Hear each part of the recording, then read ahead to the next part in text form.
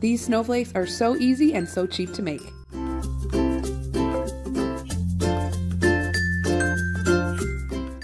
Save up those old toilet paper rolls.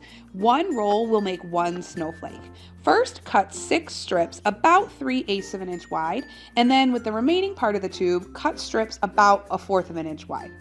Next, we're going to attach the larger, thicker pieces together.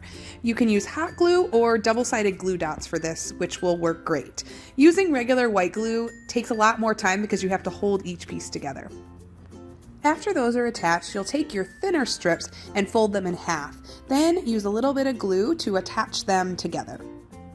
Now we have basically what we need to make the snowflakes. You can take those smaller pieces and glue them to the outside creases of your snowflake for one design, or you can also take them and glue them to the inside pieces as well.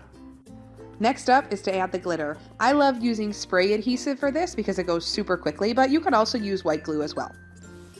These snowflakes are totally customizable. Obviously, you can change the design of the snowflakes, but you can also easily change the color by painting them before adding the glitter.